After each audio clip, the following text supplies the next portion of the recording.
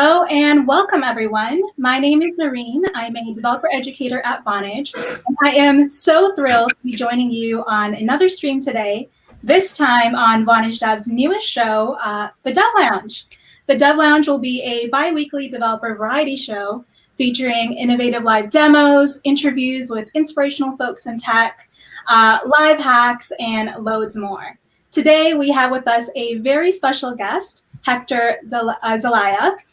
Hector is a software engineer and a consultant working on DevOps, programming, and technical writing, and also a member of our Vonage Voyagers team. Today, Hector will be showing us how to build our very own learning platform with video audio capabilities, SMS notifications, and passwordless authentication, which all sounds super cool.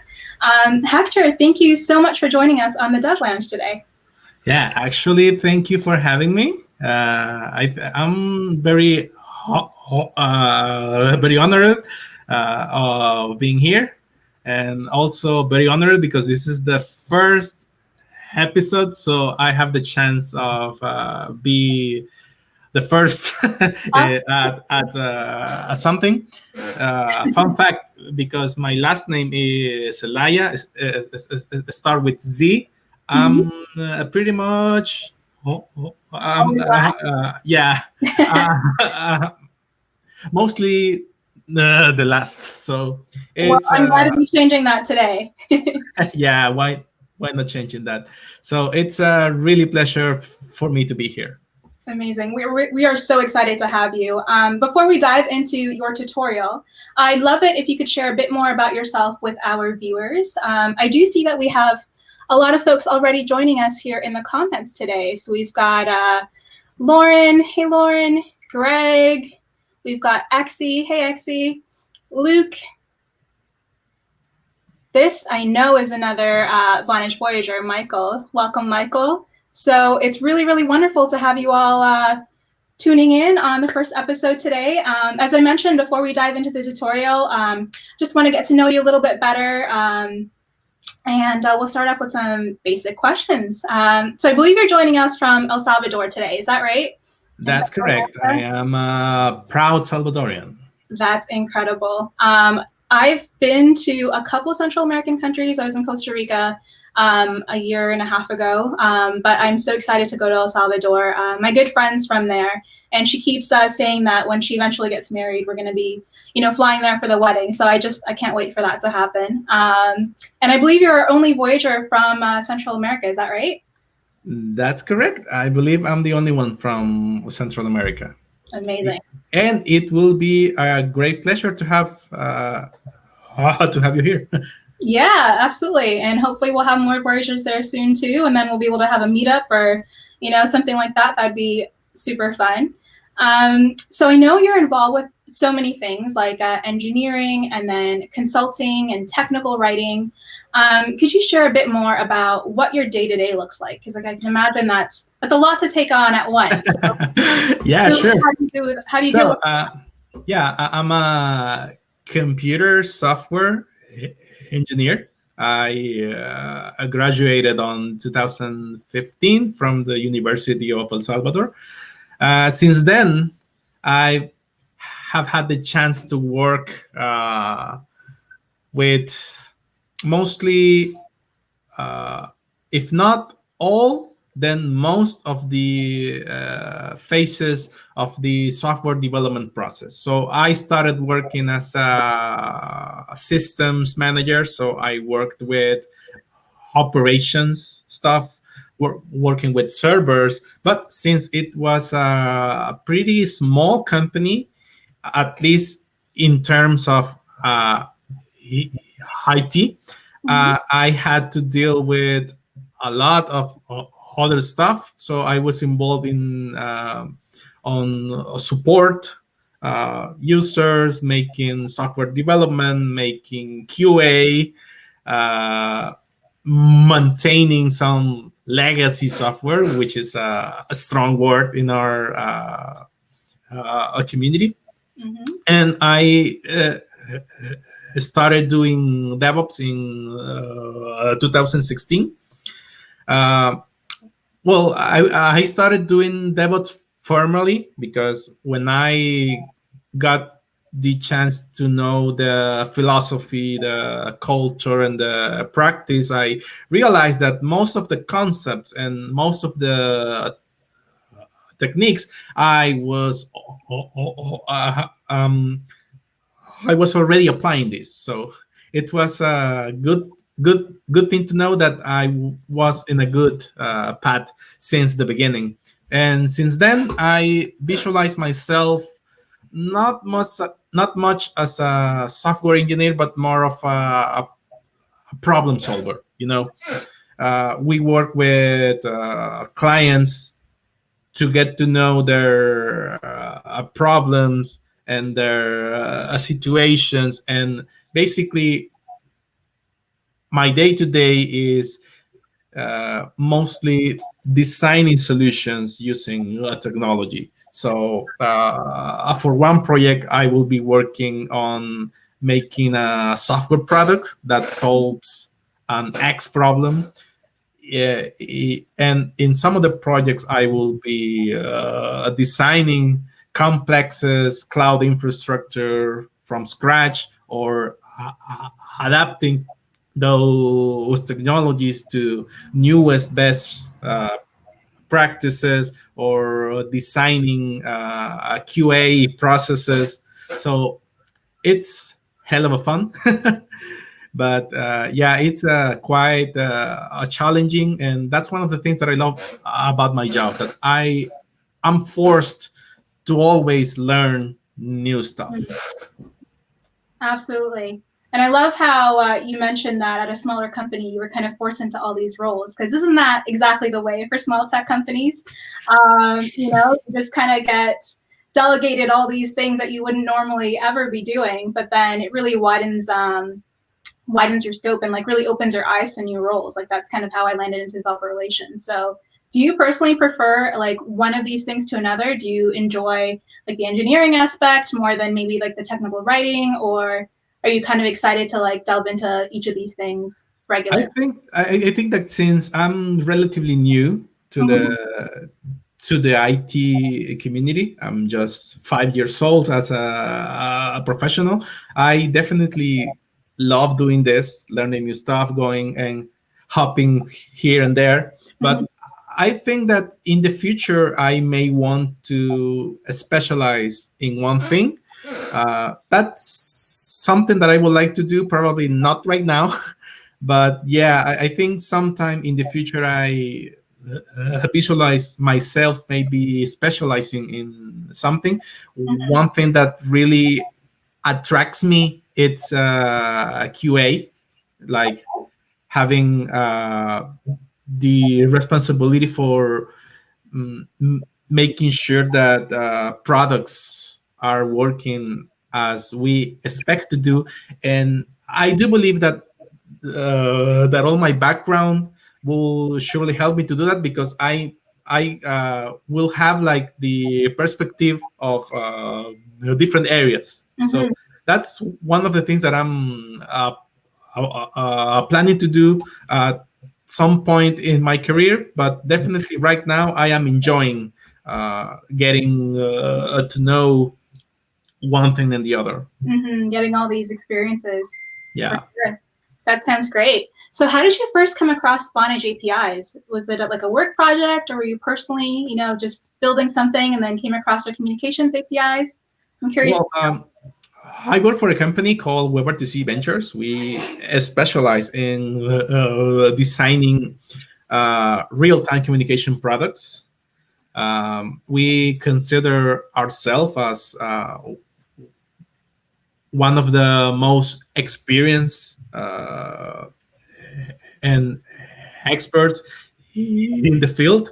Mm-hmm. So we have this. Well, we still have a partnership with Talkbox, Okay. so that we started designing products using that technology.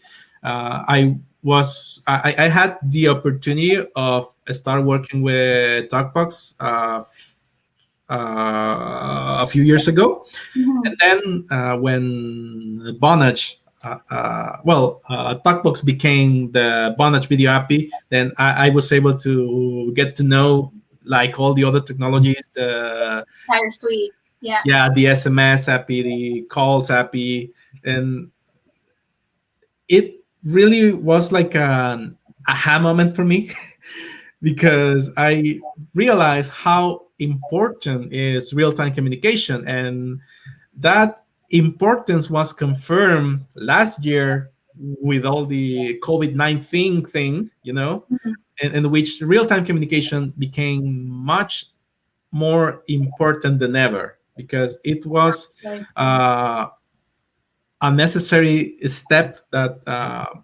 most companies will uh, uh, needed to do, mhm. and so that's how I fell in love of this kind of technologies, and that's how I got here.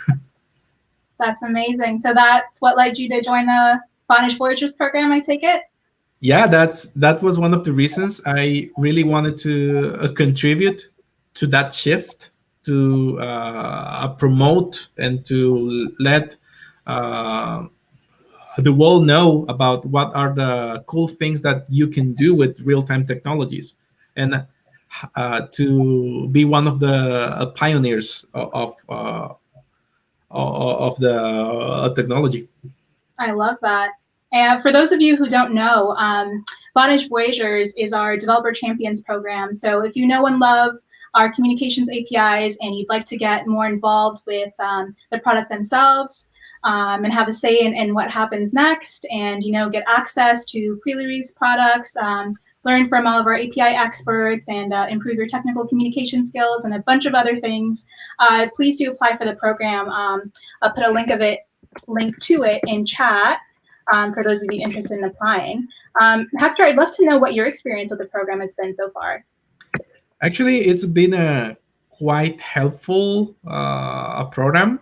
We usually get some neat stuff like this shirt, So, but we also get some training about things like getting presence online, how to manage personal brands, how to get started with streaming, and that's one of the reasons I'm here.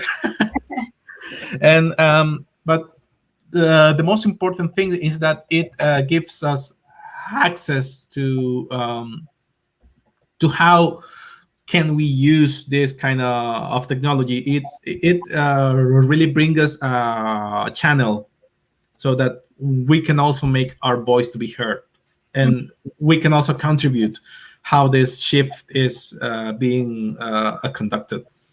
and that's so important because as the folks that are actually using our APIs and building, incredible apps with it, we want to hear your opinion and we want to, take that into account with whatever we build. So that's super important to have, those voices heard. Absolutely. Um, I know you enjoy learning a lot of new things. I think I read that in like your bio, whether that be new tech or something else entirely. What's something you've enjoyed learning about recently or something you're excited to dive into? Is there anything you want to share? Sure, totally. So, in terms of technology, I really like how tools are always evolving.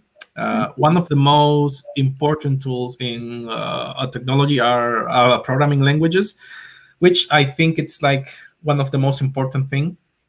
So, I really like to know how a programming language also evolve. They are not something immutable, but instead it's like an evolving field. So I'm I'm a huge fan of JavaScript. Uh, I used to hate it when I was in college, but Yeah, then I dived into and learn how to love the most of the the weird bits. yeah yeah. And now that we have TypeScript, which is some kind of layer that tries to overcome some of the issues that the language has experienced. So Mhm. I am I was really excited to learn also TypeScript and to be able to implement it in most of the projects that I've been working on. And recently, I am trying to learn Python because I'm really interested in entering the data analysis field, and I think Python is really important there Mhm. now, because not everything has been around technology. I also like music, and I've always wanted to learn about jazz music.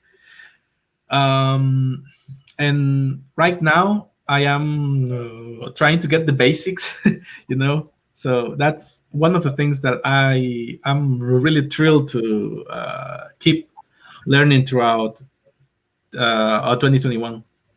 That's incredible. And we touched on this briefly before the stream. There's so many folks out there that actually make music with like tech concepts in mind.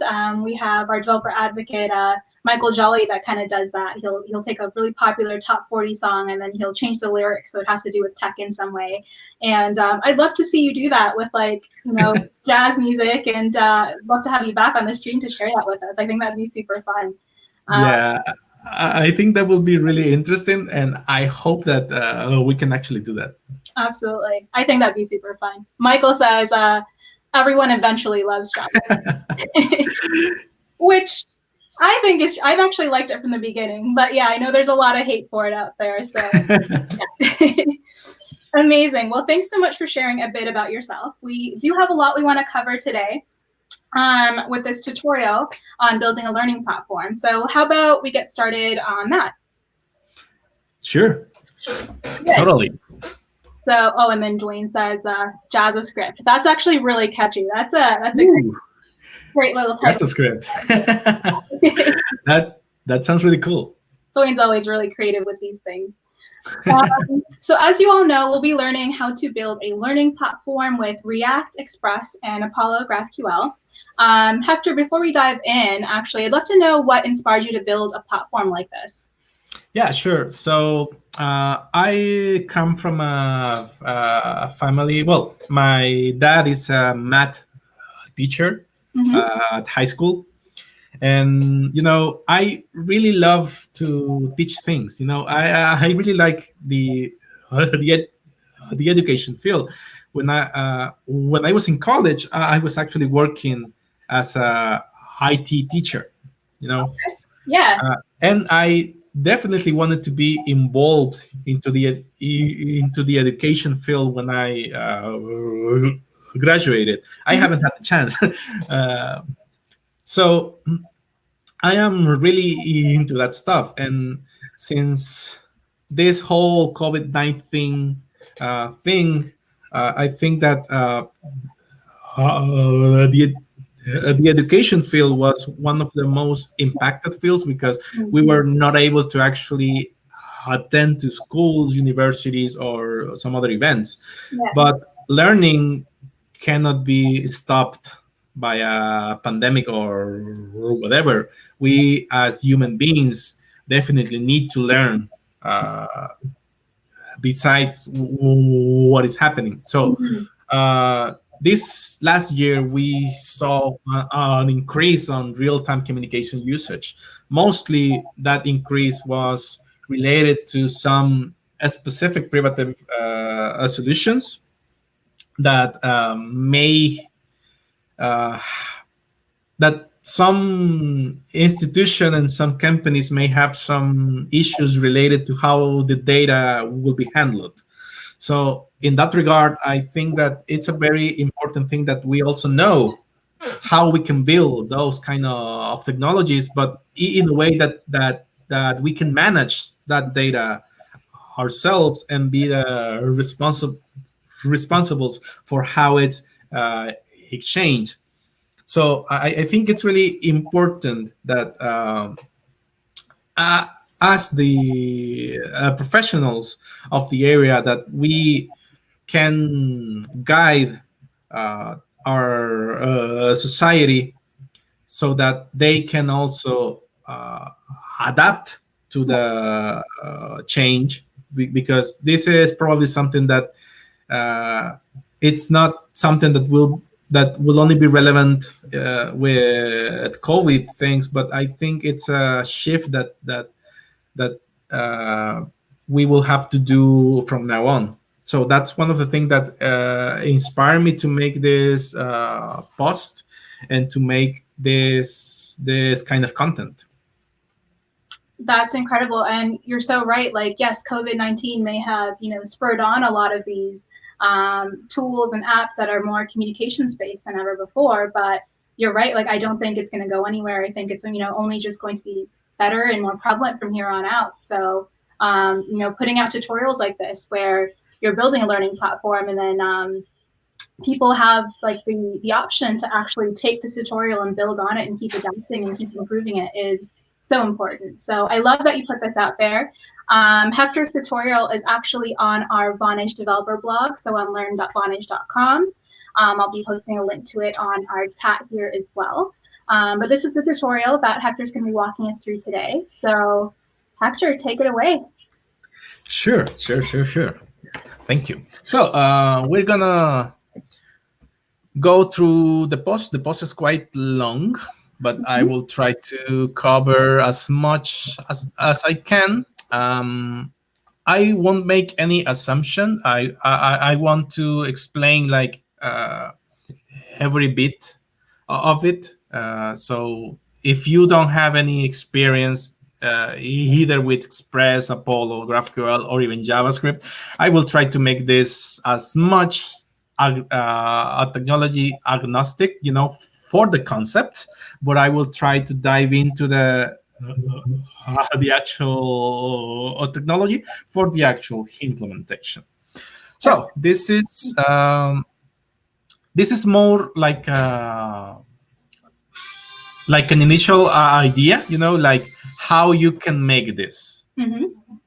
And I choose some specific tool set, which are the technologies that I am more familiar with, but you don't have to necessarily use this kind of technology.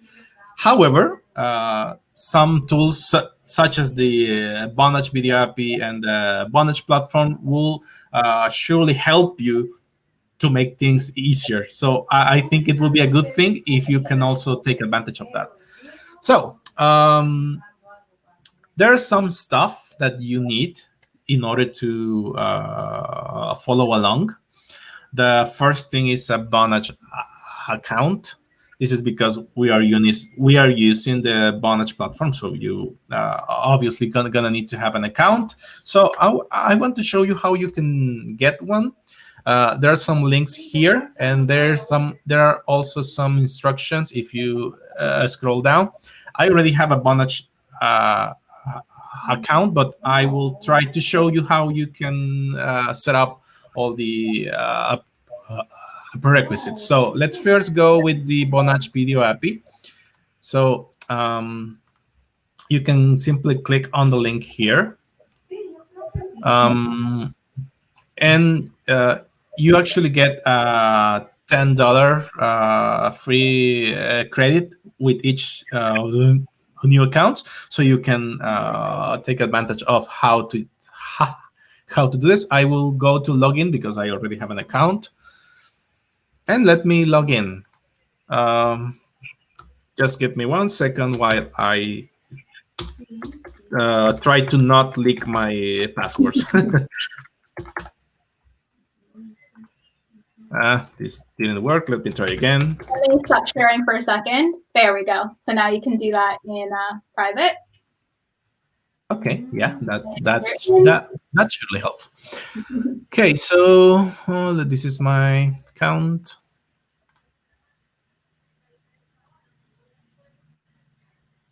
So the first thing that we need is a Vonage Video account. And if you see in the next prerequisite, you're actually gonna need a pair of key and secret for a Vonage Video API project. So in the Vonage Video API, you create projects, and you can use a specific project for different applications, so that if you have like multiple platforms out there, you can have your you can have that your each one of your applications can have its own project, so you can track the usage and the cost different. So it's a cool thing to have. So in order to create a new project, you have to go here. Let me know if the size of the font is big enough. If you don't, if you can see, I think it looks great to me, but maybe we want to go like just one size up just in case. yeah, I think that will be a good thing. Like that. That looks great. Okay. So you need to go here at the left, click on projects, and then here you can create a new project. So we're gonna click here, and we have two options. You can use embedded video chat that you can simply paste into your applications, so you don't have to do anything else. However, we will go with the second option, which is a little more flexible and allows to integrate better with your specific project. So I will click on create custom project, and you have to make a name here. So I'm gonna name this as learning P. You have to select a codec. You have two options here, BP8 and H264. I will suggest you to use BP8 unless there's a strong reason to not to. You know, if What you would want to. not to? What? What Sorry? would be the reason not to? A reason not to is that if you want to support some old browsers that only support H264. So if you don't have those kind of requirements, I would recommend you to go to BP8, which is kind of like the newest technology. So I will click on create here. It's also the default setting. So Yeah, it is also the default settings. And this is the pair of API and secrets that you will need to copy, paste, and store in a safe place. Now, I won't be using this one, so I will immediately delete it. And I'm gonna click here in order to delete. I'm gonna use some pair of secret uh, that I uh, already. that I already create. But that's how you will get your own pair.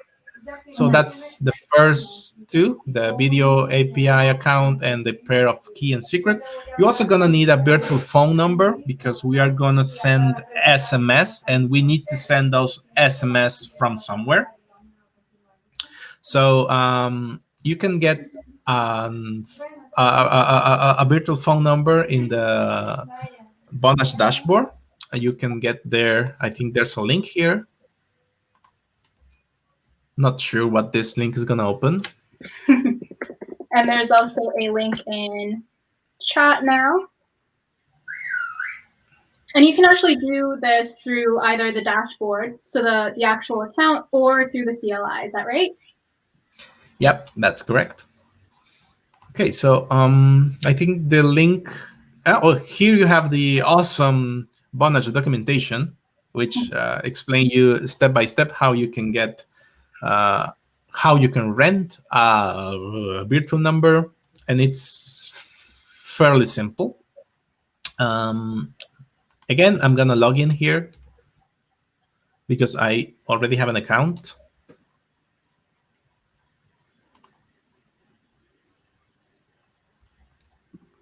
I think it's this one. And for those of you signing up, we do have a coupon code just at the bottom of the screen here that's valid for this month. So go ahead and use that for even more free credit. Okay, so I'm in.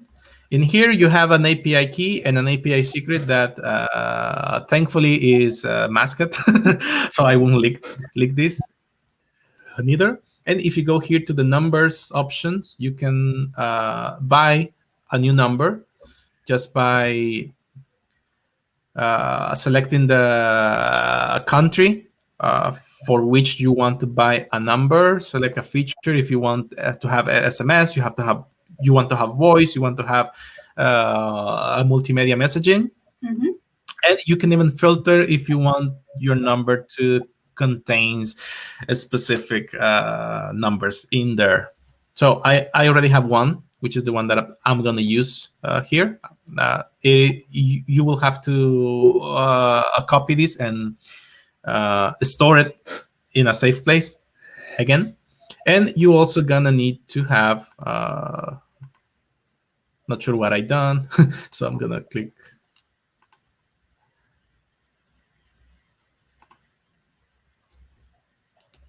You're also gonna need to copy the API key and the API secret in a safe place, because we're gonna use that in the tutorial. So I'm gonna, sorry about that. We're gonna go back.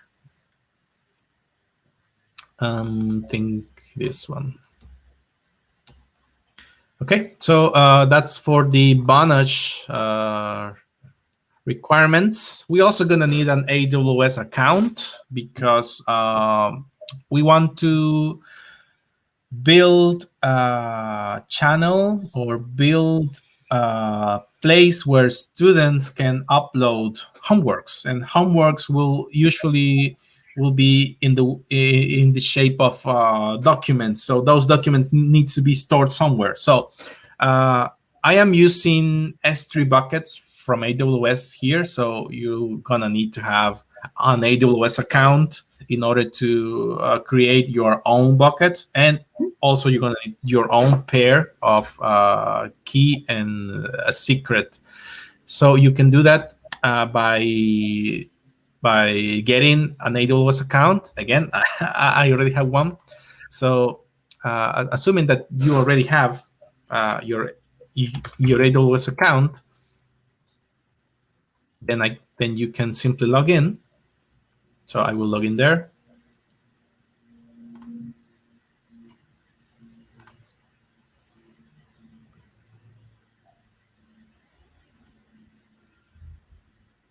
And what you need to, well, first of all, you will need to have an S3 bucket. I already created one. I actually have a couple of buckets here, but I'm going to use one of this. I'm going to use this Plataforma Educativa Dev. Okay. And but you can create one by simply clicking in the orange in the orange button and entering a name.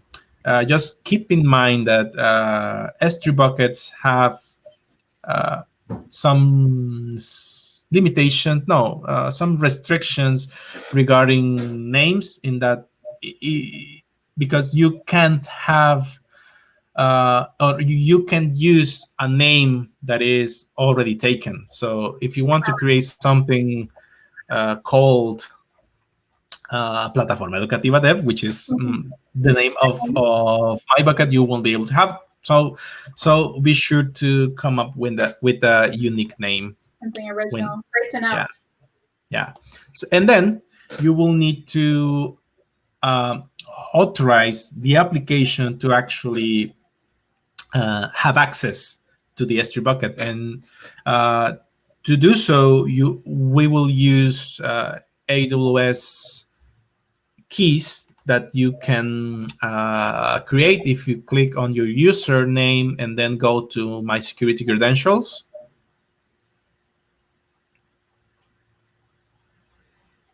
I love how you're walking through each and every step. But if the viewers out there have any questions on any of these steps or anything else in general, please just let us know in the comment section, and then we'll get to those questions too. Yep. Really in depth, so it's terrific. Yeah. So here you can create access key for your user. So you can simply click here, and you will have a new key created that you should copy and store again in a safe place. I'm not gonna use this one, so I'm gonna delete it. I'm gonna make inactive, and I'm gonna delete it later. Okay, so I think we are set up with the requirements. The other thing that you need to have is Node 12 and npm 6 installed in your system. There's multiple ways to install Node and npm. One of the most popular ways are npm, which is like, well, it is actually a Node version manager, so you can have multiple versions of Node installed in your computer.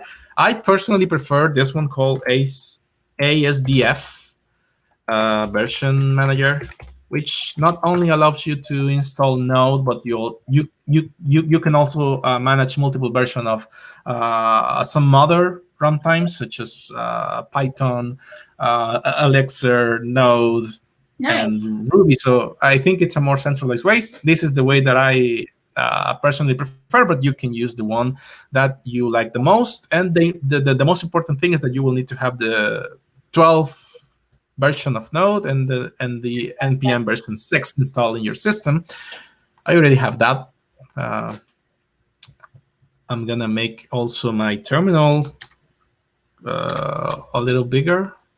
So if I go Node, let me know if the font size is okay. You can have that I have the version 12.20.1 and npm. Can we go a little bit bigger, Hector? Yeah, of course I can. Is it better? Better? Maybe go one more level up, just to be absolutely safe. Looks great. Thank you. Sure, no problem. Okay, so I think we are set. First, let's look at what we will build. So we have a GitHub repository where you can either see the final result or you can either follow along. I'm going to make this quite bigger also. So we have two folders here. We have the final folder and we have the starter folder. The final folder contains the finished product of the post, and the starter only have the bare minimum, so you can jump into it. So I'm gonna clone this repo actually. You should be able to clone it using HTTPS. This is a public repository. You just have to copy the link. Oh, by the way, something that is not mentioned, but as you can see, it is also a requirement, is that you need Git installed in your computer. Of course, yes. Yeah, so I already have that. So I'm gonna move to a folder where I like to store most of my non-work related projects, and I will clone the repo here.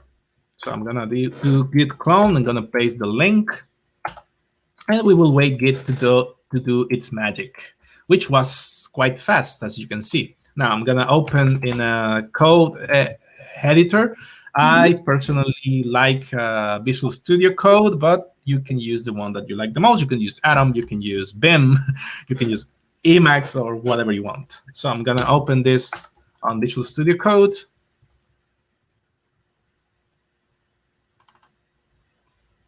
And I'm also going to make this bigger. Perfect. And for those of you following along, the link to the GitHub repo is in the chat as well. But if you're following along from the tutorial, the written tutorial itself, you'll have a link there as well. Actually, I made a mistake, and I opened the wrong folder. So let me do this again. I'm gonna get into the learning platform demo, and I'm gonna open this folder instead. Sounds good. This is so that you can remember that I'm a human being. I'm not any kind of cyborg that was designed by Vonage or something like that. Yeah, Hector is a real human being living and breathing, and we all make mistakes. That's absolutely right. So let's start off with one. Okay, so we have the same folder structure. We have the final folder and the starter folder. We have two subfolders here. One is for the server code, and the other one is for the client. I really like that microservices architecture on which you can have each specific server or each specific service separated, so you can also scale independently and make that each thing is as much independent as possible. So I think that one of the first step in order to get a real microservice architecture is to actually separate executed in the browser from what is executed on the server. So this is probably a good start. So one of the first things that you will need to do if you are following along, you will need to install dependencies. So you will need to go to each subfolder and use npm install. I'm not sure why. Oh, I need to go to final because I want to show you first how this will look like. We will dive into final. Sounds good. So we'll start off with a demo of it, and then we'll keep going into our tutorial. Just give me a minute. I think I'm having some not sure what's going on. Can you talk a little bit more? Yeah. You having some audio issues? Yeah, I'm having some audio issues. Okay. Okay. Is it better now? Yeah, not quite sure why I'm hearing you in the laptop speaker and not in my headphones. So that's really weird. I know you had me plugged into your mic earlier, right? Yeah. Maybe that's still connected? Yeah, I think it is. Okay. Well, hopefully it's still okay as long as you're hearing me one way or the other. Yeah. Yeah, no problem. Okay, so I am currently installing dependency, so I'm gonna make npm install here. I am inside the final folder, but I think I need to also get into the actual client or server folder. So I'm gonna log into server and I'm gonna do npm install here. Now I'm gonna do the same in a different terminal. I'm gonna log into projects, learning platform, and then final. And now I'm gonna log into, I'm gonna cd into client and also install dependencies here. The dependencies that we're using are, I've tried to use like the least amount of dependencies to make things simpler as possible. So in the client, I am using React, which is one of the most popular tools there that allows you to build user interfaces. So I'm using React, and I have all the dependencies for React. I'm also using this cool library called OpenTalk React, which is developed by Vonage and allows you to add video and audio capabilities to a React application. And I'm using GraphQL and the Apollo client to deal with the server, which is a server based on GraphQL. I will talk a little bit more about that in a second. Perfect. That's pretty lightweight. That's not a lot that we need to install. That's great. Yeah. And in the server, I'm using the Vonage server SDK so that we can create all the resources and make use of the actual Vonage API. I'm using the Apollo server and the Apollo Server Express in order to serve the actual backend, which is powered by an Express server. I'm using the AWS SDK so that we can upload files to the S3 folder. I'm using .env in order to load secrets into the applications. I'm using Express, I'm using GraphQL, I'm using JSON Web Token to generate an identity token for students so that only only the right student can upload its own homework, and you won't have to worry about someone else trying to impersonate uh, a, a, a, a different student. We will get into that in a second too. That's really clever. I know they're going to try. Can you repeat that? That's really clever because you know they're going to try, right? Yeah, definitely. So I'm using Nodmon to run the application on development mode and the OpenTalk library for the real-time communication. And I'm using UUID to get some unique identifiers. So that's Perfect. most of the dependency. Let's see if NPM already have done its magic. And it seems it did. I already installed the dependencies, and the client is still installing. But let's give it a second so that it can finish. In the meantime, I think we can start answering some of the questions if there's any. Yeah, I think everyone's following along with no issues so far, so that's really great. If you do have any questions on anything about the tutorial so far or any of the dependencies itself, do leave a comment and we'll address those.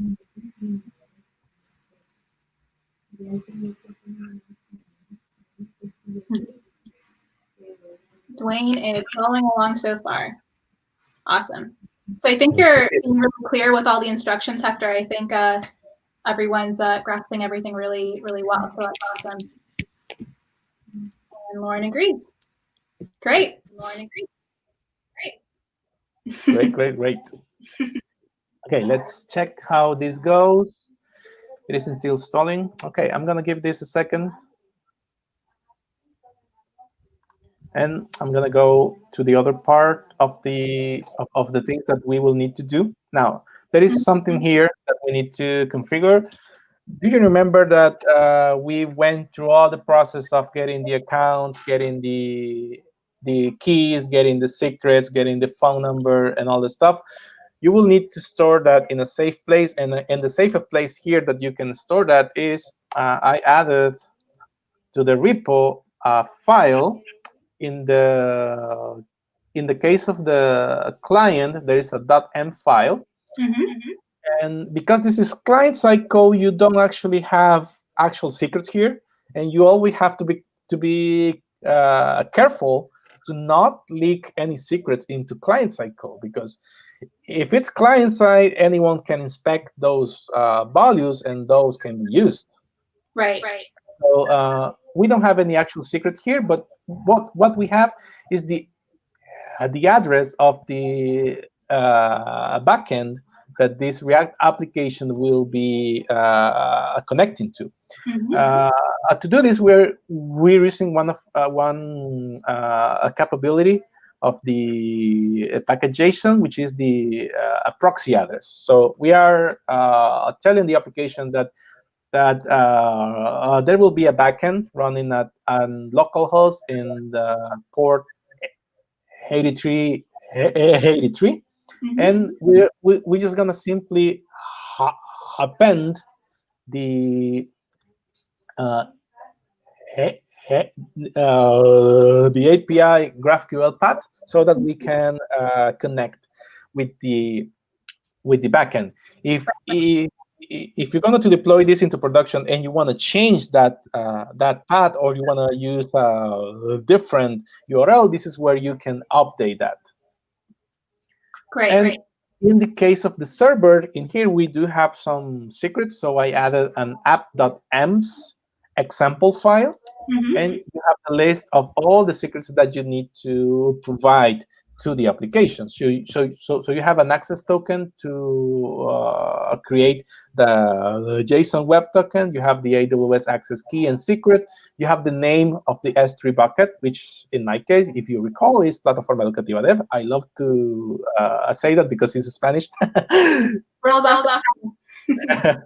So, and then you have all the API keys for your Vonage account. This is the Vonage API key, the one that we use for all the SMS and passwordless login. And we have a special one, which is the one for the video API. This is for all the video and audio related stuff.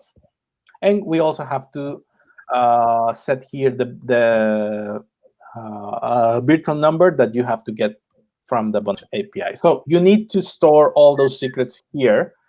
I won't do that because I don't want to leak any secret, but I just want to show you that these are stored here. Now, what I'm going to do right now, let me check if this is already done, and it is. I'm going to copy some files because I already have a list of the secrets already in place. So I'm going to copy those. I'm going to make a CP here. I'm in the client, right? So I'm going to move out. And now I think I need to move out another level. And I'm going to log into LPC, which is another instance that I have of the application, which already have the secrets. So I'm going to LPC, going to go final. This is the client, right? So I'm going to go to client.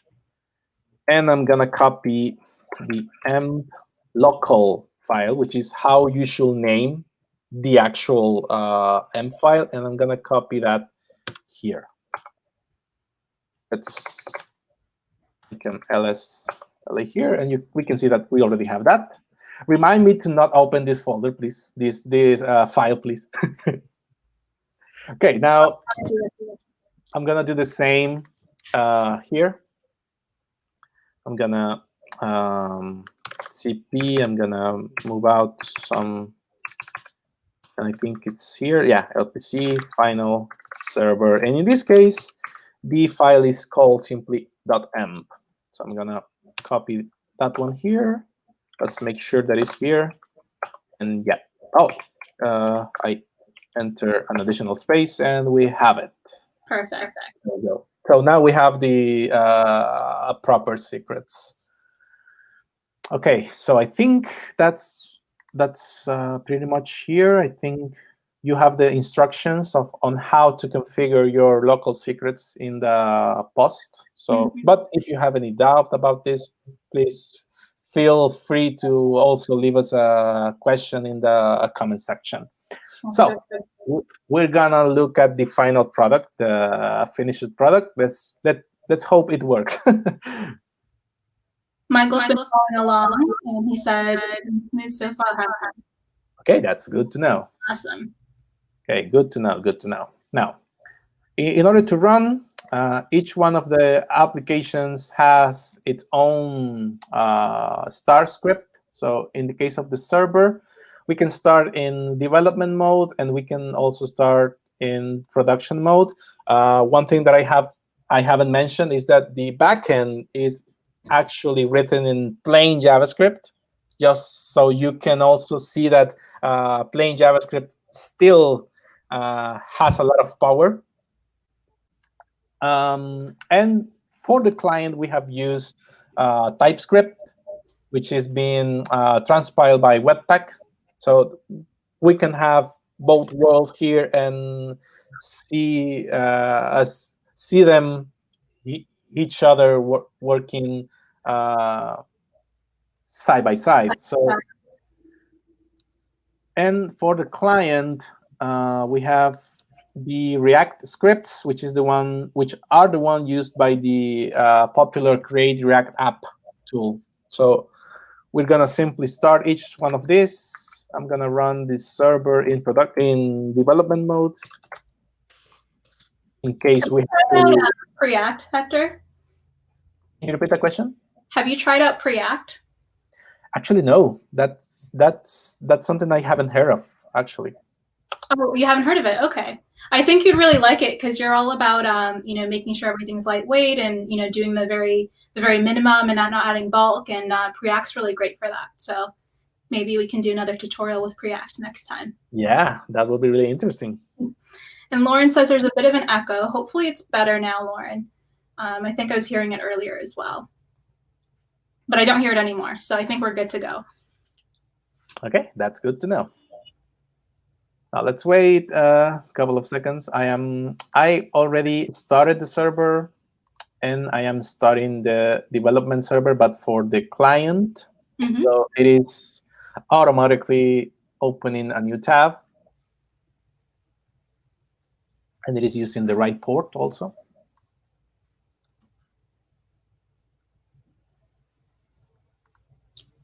Let's just give us a couple of seconds. It seems it is still starting.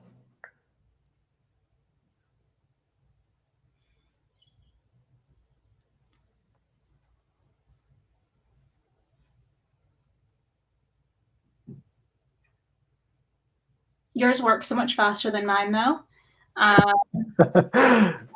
It was a nightmare during my last stream. I think it was in December. My internet just gave out completely, so I had to like reserve everything, and yeah, it was fun. Yeah, and it's funny because here in El Salvador, we are not really like we don't have like the bleeding edge of internet connections, but we are still at low bandwidth speed. But I think it is performing quite well, actually. Yeah, it's been good to us so far. So fingers crossed, stays that way. Yeah, all right, it's like that. Put it up on the screen now. Okay, we have the main. The main screen of the application. This isn't exactly the most beautiful application out there, but I think it will really help us to learn the concepts and know what is going on. So exactly, it gets the job done. Yeah, the first thing I will do is actually create a student. You can see, we have to make sure of two things first, or actually make two things clear. In order to make this, in order to make this as simpler as possible, I've left some things out of the demo, and those things are first logging or a traditional logging. You can see that I didn't have to make any password or create any account. This is because we didn't want to cover things that were not related with the actual goal of the example. So that's why a traditional login is not considered. However, we do have the passwordless login feature that will allow for students to authenticate when they are uploading homework files. Homework. So you mentioned that there. Yeah, that we do have that feature, but for traditional logging for the application, that has been left out. But you can use a lot of technologies to do that. You can implement the very same JSON Web Tokens that we are using for passwordless.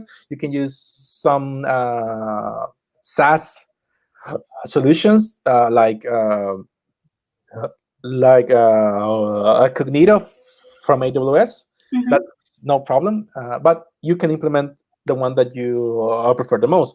The other thing that have been left out is an actual database, because that will require to make into the connection settings and selecting a tool, and I didn't want to complicate this example as that much. So we are simply using in-memory arrays for this example. Okay. So I'm gonna create a student. And students are created with a phone number because we want to be able to contact those students. So I'm gonna get a temporary number that I got from a third-party applications. I'm located in El Salvador, but there are some applications that will give you some US number or some other country numbers that you can use to make this test. So I'm going to use this one. And if I recall correctly, is 1304-443-0593. So, and I'm going to make my name here, Hector Zelaya. I'm going to submit. And hopefully it's going to work. And it did. Actually did. Okay. Now, let me get back to the learning platform main screen, and I will start a new call. Right now, I am a teacher that is starting a new class, so I'm going to click Start Call. You can see that it is already, it already added my own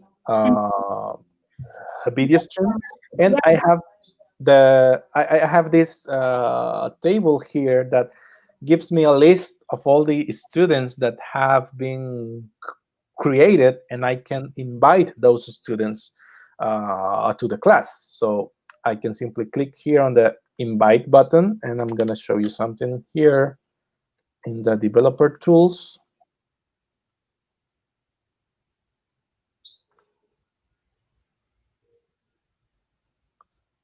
It will hopefully open in a second. There we go. Okay, we had the network. I'm going to click on invite again, and we have the response from the GraphQL server that is telling us that an invite has been sent. Now, let me just give me 1 minute because I can't find my phone. Just give me 1 second. For sure. So I think we'll be expecting a text to that phone number saying that Hector's been invited into the class, most likely.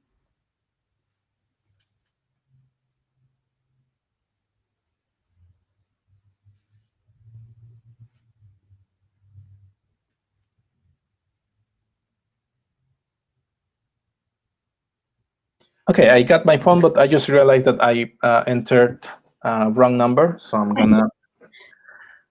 I was pretty impressed you had that memorized, considering it's just like a burner phone. Yeah.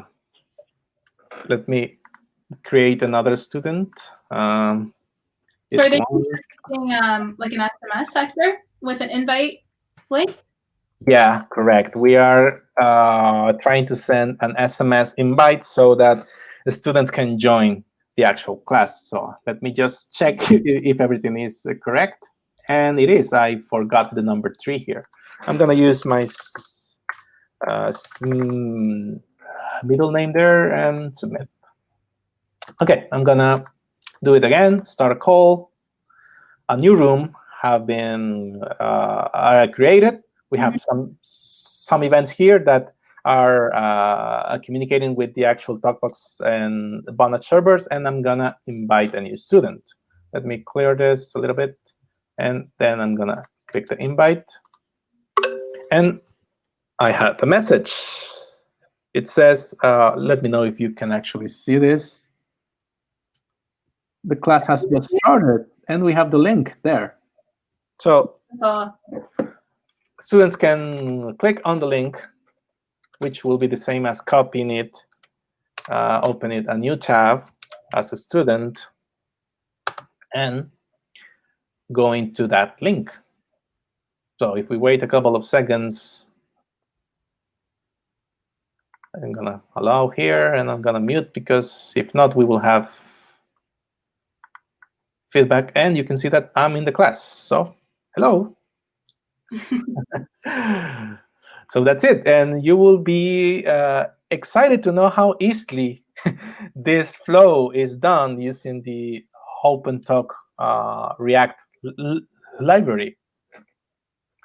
So that's one of the things. The other thing is the homework. So I'm going to move to that option. So I can, as a teacher, I can simply create a new homework. I can set the description. For instance, the homework is to view the dev launch stream and make a summary. I like that homework. So we have two options here. The students will typically go to the upload function, on which they will have a form on which they will enter their own phone number as the teacher has created them. So I'm gonna click on I'm gonna add my phone number again. This time I am a student, so I'm gonna 1304. My keyboard is kind of failing right now. 4430593. I think it is correct. Yeah. So I'm gonna request a code. I'm gonna clean up here. Request a code, and I just got the code. Awesome. Okay, so they enter this code to verify that it's actually them. It's their student, and then they'll be able to upload their homework in that way. Yeah, that's correct. So we have 39. I missed the 3 again. Okay, submit. Now I am able to enter a file. So I'm gonna choose a file, and I don't think I have a file on this computer. I think I have my CV here. Nice and clean. Okay, I'm gonna enter my CV here. And I'm gonna click on send. We can see here that we have uploaded the file to an S3. We have the S3 link of the file here. So I'm gonna get back to homeworks, and as a teacher, I can click on the UID of the homework, and I can see all the students that have uploaded their corresponding file, and I can also check the file there. Amazing. So you have like a list of all the submitted work, and you can access it really quickly. And the entire process was really seamless. Like, I think, I know you want to do some work on the UI, but I think, the flow of it is exactly right. So that's really great. Yep.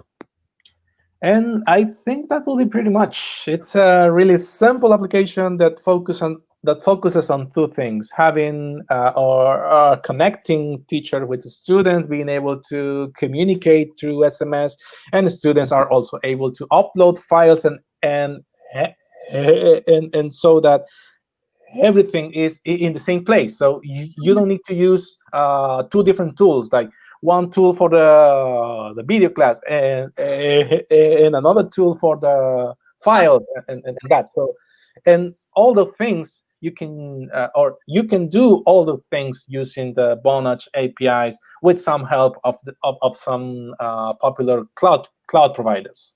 So that's what we are gonna build. Dwayne likes it too. Says nice. Yeah, no, it's an awesome platform, Hector, and I think that it's really useful as it is now. But what are some other things that you maybe want to add on to this? Yeah, I think that one of the most important things that we will need to add to this platform in order to make it more a production-like is, as I mentioned at first, you will need to add some sort of RBAC system in which you have teachers, users, you have student users, and you will have to make sure that each user can view the right things, because we don't want students creating homeworks. Yeah, you don't want them to have access to everything. That's right. Yeah, so that's one of the things that can be added to improve this platform. Those things wasn't considered in the demo because these are more related with some other technologies than the actual technologies that are related with the goal. So that's why they were left out, but they can be easily added. And same as with the storage layer, we only have a storage layer for the actual files, but not for the actual records of students and users. And that's another thing that will be required in order to make this more a production-like, and I think that's pretty much. Awesome. Yeah, I think those would be really helpful for sure. Yeah, hey, this is great. So how do we build this? Okay, now comes the fun part. Yeah. Okay, let me close all this. I don't like having too much tabs open. Is that I have like a million things open at any given time. Yeah. So that's a younger version of me with a mustache. You mean like 2 months ago? Yeah, 2 months ago. 2 months ago, younger. Okay, so let's talk a little bit about the tools. We are using Apollo GraphQL. GraphQL is a way that we have to create APIs in a way that are totally transparent in a way and more flexible way from the client side, because the client can specify how and what data do we want. So that's a nice feature. GraphQL is an open standard, and Apollo is a specific implementation. Mhm. So we are using the Apollo implementation of GraphQL. So what you can do is simply define. Let me make this bigger. I think I have a little bit of lag here. Okay, so you can define your data like this. You have a type student, and that student type will have a phone number, a first name, a last name, and those 3 columns or fields will be of type string, and it will be required. So that's why we have that exclamation sign there. And we have another type, which is homework. And the homework has a UID and a description that are both string. Now, this is the first thing that we need to do on our GraphQL server, is define our types. Okay. What are the types of data that we want to support and that we want to serve, and therefore make available for the client. Mhm. And the most important types are 2 reserver types that are specific to the GraphQL standard, which are the query and mutation types. Query defines all the available queries that a client can consume. You can see that we are in here, we are defining queries for getting all the homeworks, which will return an array of the type homework, which is the type that we have just defined here. Right. We can also have a specific homework filtered by the UUID, and the outcome of this query will be a homework type, or a homework object. And like so, we can define all the available queries that we want to make available for the client. And same, we have the mutation. Mutation are opposite to queries, because queries allow us to consume data from the server, but mutations allow us to mutate the data that is in the server. So we will have verbs here. We will have add a homework file, check code. This check code is referring to the code that is sent to the students. We have to check if it's a valid code, We can invite a student, pre-sign documents, save homework. We have verbs here because we are mutating the data. And same as queries, those actions has some parameters that should be the ones that we have defined for the types, and also have an outcome which already tell us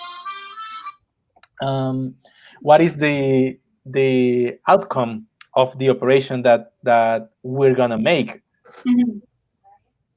So these are like the most important queries that we can have. Queries and mutation. So these are required, and we also have to define the one that are related to our business model. That sounds good. That's really clear. Dwayne actually has a question. He asks, I may have missed this, but why did you choose to go with GraphQL? And I believe the answer to this is because you are familiar with GraphQL already. Is that right? Actually, that was one of the reasons. The other reason was because I love the flexibility that the GraphQL allows you to have in your application.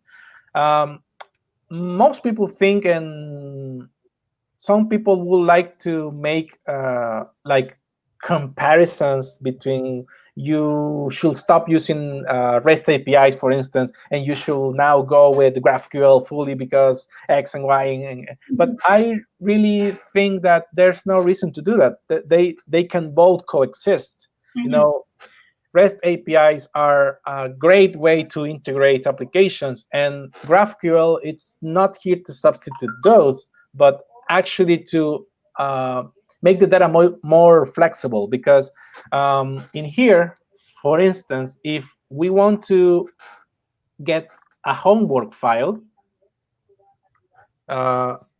when we are querying homework file, I think I don't have the definition here, but we will see it in the code and later.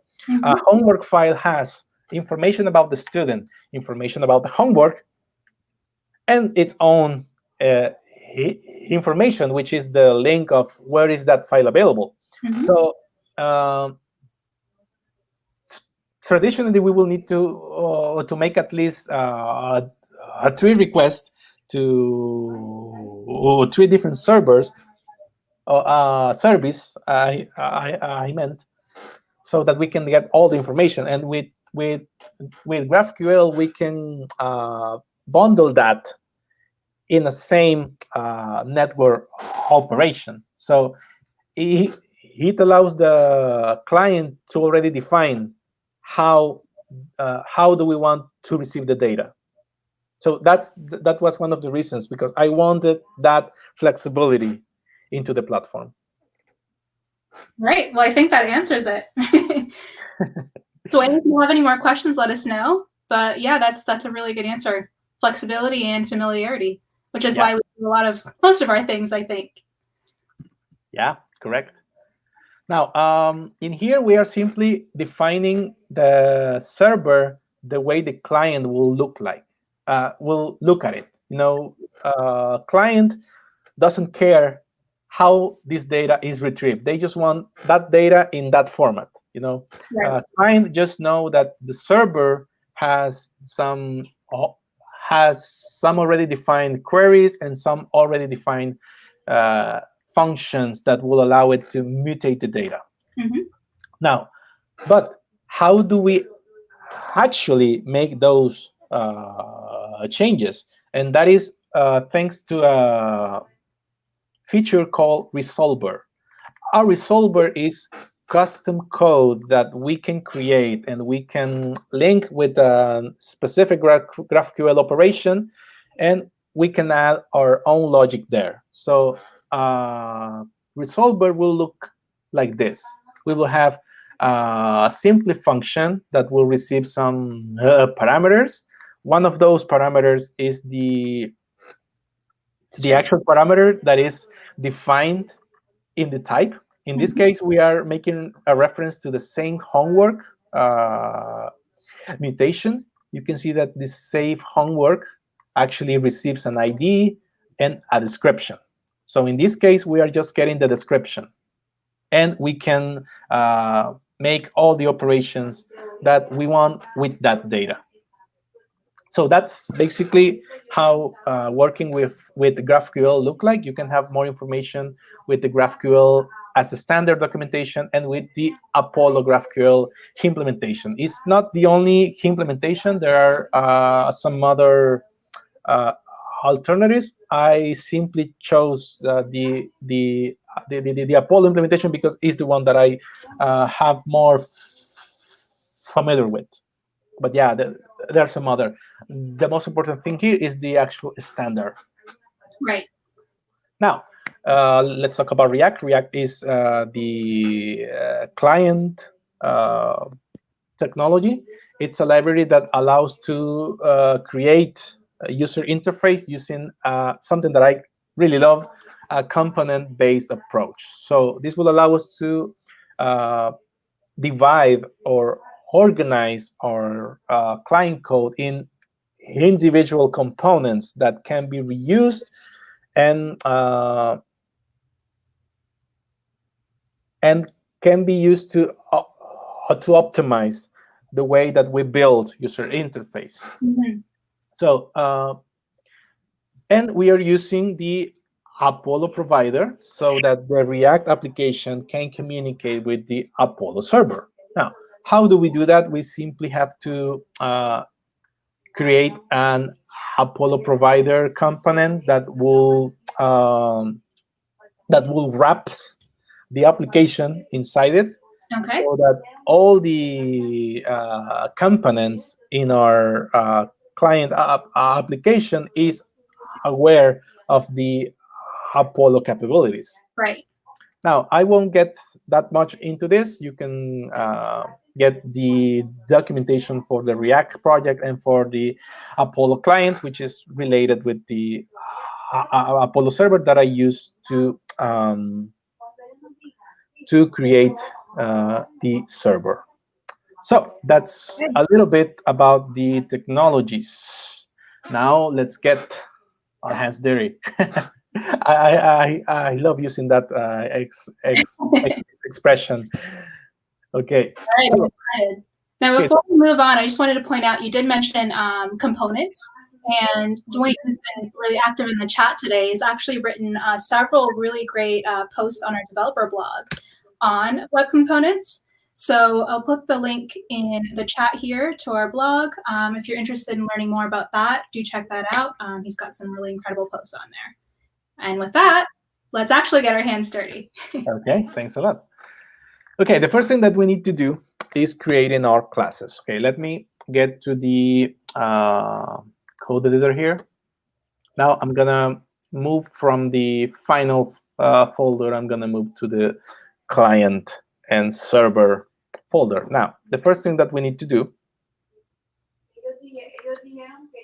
is to actually create the classes that are gonna support our model and our business logic. So the first thing that you will notice when you open the started code is that even if we already have like the whole structure and most of the basic things are already configured, there's a lot of placeholder in here. So if we get into the client and we go into the components, we only have the navigation component.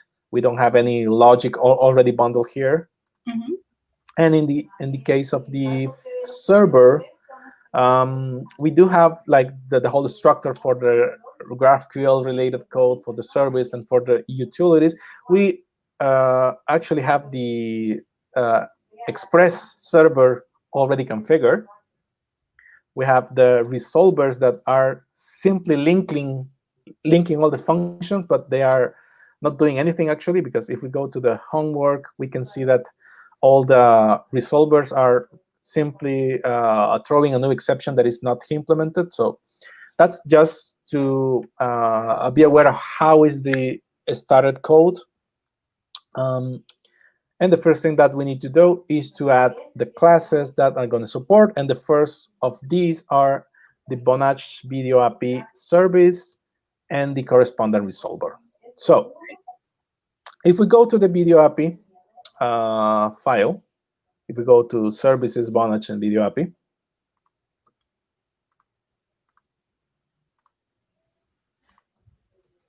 in here, the idea is that we can create a singleton so that we can reuse the same instance of the Vonage client, so that we can reuse that instance in our application in order to create the streams that we want to add to our video calls. So we currently have an empty folder in which we are requiring the library. We are also let me get rid of that sidebar, and I'm gonna activate wrapping here. Okay, so we are getting the library here, and we are getting the secrets from a utility file that is translating the process.env variable, so that we can use those values as traditional variables. We are defining a global variable called opentalk, which is initially null. We also defining the type of communication. In this case, we will use routed because we want to use the Vonage server so that we can do some further processing over those streams. Mm-hmm. And then we have some placeholder functions. One is for initialize the connection with the with the Vonage servers, and then some helper functions to actually create session and generate token. In the Vonage API and the Vonage Video API world, a session is where magic happens. This is where users are publishing their streams and are subscribing to the streams of the other users. Those two words are the magical words for Vonage Video API. Subscribe is sending my own media. Publishing is sending my own media, and subscribing is getting all the media from the other participants. So this will be a helper function to actually create the room where that communication is happening. And then we have the generate token helper function that will allow us to authenticate into that session, so that there is non authorized users joining our classes. And this is logic that is implemented in our server side platform. So, and the next thing that we're using is simply exporting those helper functions, so that these are available to be used in our application. So what we need to do here is to start adding the logic code for those functions. The first thing is add this line that will allow us to know if there is an already instance of the OpenTalk client, which is the one that handles all the logic to making requests to the Vonage server. If there is an already defined instance, then we're going to return it so that we can reuse the same instance. But if not, we're going to create a new one using the OpenTalk constructor that receives our API key and our API secret that are being loaded from a utility file. So the first thing we need to do is to actually make this happen. So we're going to copy this as a good developer, copy and paste. And we're going to paste it in our function. But we know what is going on. Now, the next thing, we need to actually create the create session function from the OpenTalk library. And in here, what we're going to use is to get the parameters of the session. As we have mentioned previously, we want this communication to go through the Vonage server so that we can do some further processing to it if we want. Now, we're not going to do any kind of those processing in this particular demo, but there are some cool things that you can use that you can do in your own project, for instance. And one of the most attractive ones is the fact that we can record that session, and that will happen transparently without you having to do much thing. If you simply enable the corresponding parameter here, and because the session will be already in the Vonage server, the same Vonage infrastructure will handle the recording and will also store it in a storage layer where you can later download that file. Absolutely. Like that, there are some other things that you can do to the streams, and that will only be possible when doing it in a routed fashion. However, you can also make this in a peer-to-peer way if you are more if you want a different approach. That is also possible. I think you were going to say something, Nari. Oh, I was just going to say that I love that you mentioned video archiving, because that would be really useful in this app, right? You record that class as it's going and then have that archived video for other students to access later on. Like, that's perfect use case would be this app. So I love that you mentioned that. Yep, definitely. And the docs are actually posted in the chat as well. So if you'd like to go through more of the features that are available to you with this API, take a look at those. And yeah, let us know if you have any questions.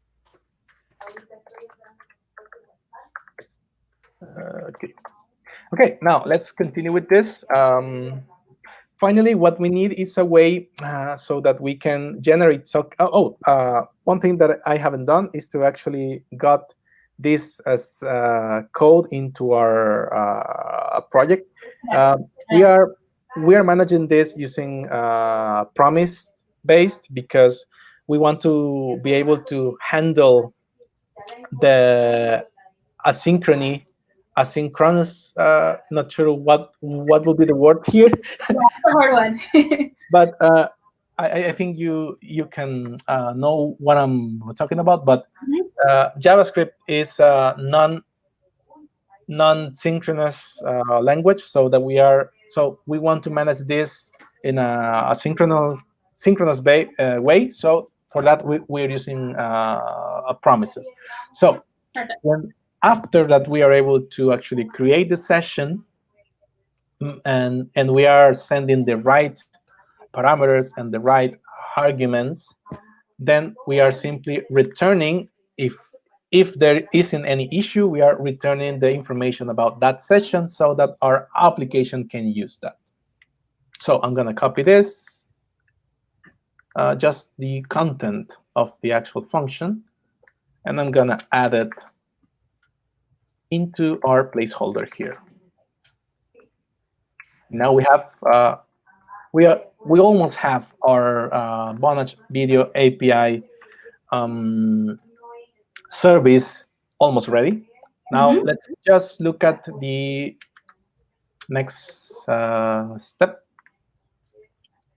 And we need a way so that users can be kind of authenticate, just to make sure that only the users that are in our application can join to the session. This, if you couple it with some specific user-based logging that can be added later, this can be a powerful way to prevent one of the weird things that we experienced this last year, because there were some cases on which random people were able to get into classes or work meetings. So this is a way that you can avoid that.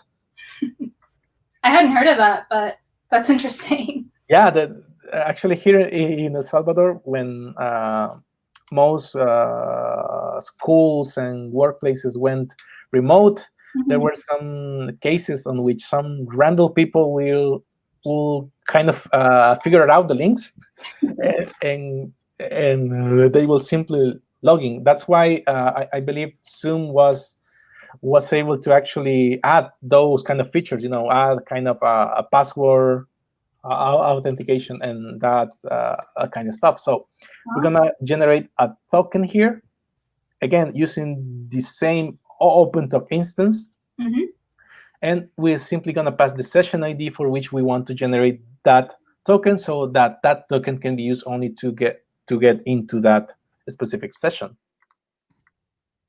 Okay, I'm just gonna copy this and gonna add it here. And now we have the service that will allow us to make all the required requests to the actual Vonage servers. Now, this is a good approach because we are making sure that each function is only in charge of making one specific task. This is very important in terms of maintainability. I think it's the word. Not sure. Yeah, maintainability. Or if we want to make some changes or on how to do those things, adding some extra controls, we can only focus on making those changes in specific functions. Now let's see what's going on. Now let's do something else. And then that'll probably be our last thing we do today, because I noticed we're almost out of time. But yeah, it's so interesting that Yeah. Just rolling over it. I think we can finish with this. Now we have the service. Now we just have to make that capability available for the client, and that's how we're gonna end this. So if we go to the video API file that's under GraphQL, this is for all the GraphQL related code. So I'm gonna open this thing once again. I'm gonna move to GraphQL, and then I'm going to open the video API file. In here, we have the actual resolver that is connected with the GraphQL mutation that is going to make this functionality available to the client. So you can see that we are already importing those three files, those three functions. We have the create session function there. We have the initial, sorry for that. We have the initialize open talk function and the generate token which are required from the Vonage service. Right. So all we need to do now is to actually use those functions because we have already defined, and we're gonna do that in the start session function. That is the one linked with. If we go to the resolver here, you can see that we have the start session function linked with the start video call session mutation. So we have most of the pieces in places. We just need to add the logic behind it. So let's get back to it. I think it was this one, video API. What we're gonna do here is as follows. We have to initialize our OpenTalk instance, which, if we think about it, it's most about making sure that it is initialized. So we have to make sure that that the instance, because we have a singleton that is making sure of that, we have to make sure that it is initialized. Then we need to create a session. Remember how we said that we will manage this using promise, so we can use the async await pattern here to make the code more readable. So we will need to await for a session to be created. We will generate a UID for the session for the room. We will save this in our storage layer, which in this case is just an array. So that's why we're using the push function. We will, at the same time, once the session has been created, we will add a token so that the user can actually join into that session. And we're going to assume that only teachers are going to be able to create sessions. So we are giving the moderator privilege so that they can also manage the streams from other users. Right. And finally, we're going to return that information to the client so the client can make its own magic. Okay, so all we need to do here is to actually copy this code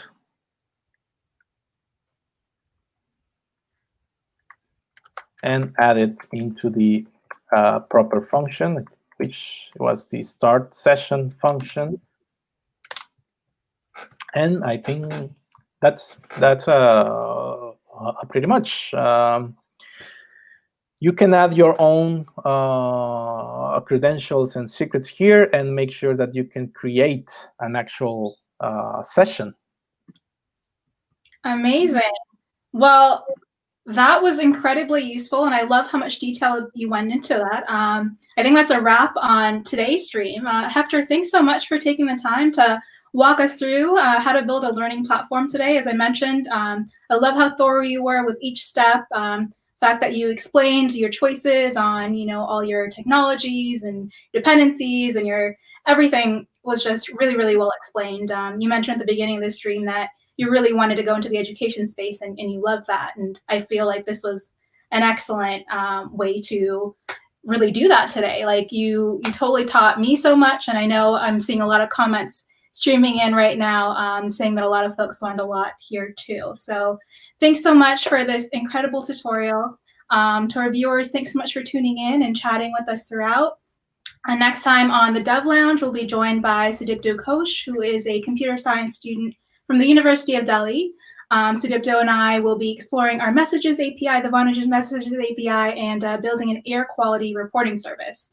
It's going to be a super packed episode, so you won't want to miss it.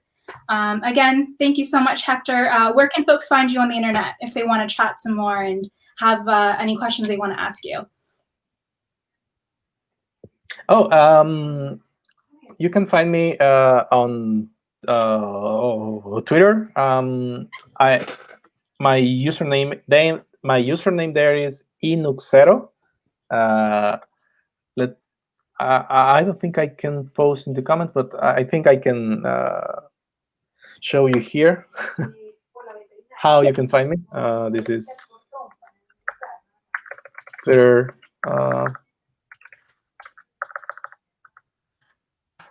So feel free to follow me there, and we can keep the conversation there. I actually have a website, which I don't use a lot, but I have all my contacts there. So if you go to hectorcelaya.dev, you can get most of my channels there. So we can keep in touch. Amazing. There you go. That's all the contact information I think anyone could ever need. So thank you again. Thanks so much for joining. And until our next stream, bye, everyone. Okay. Thank you. Bye-bye. Bye.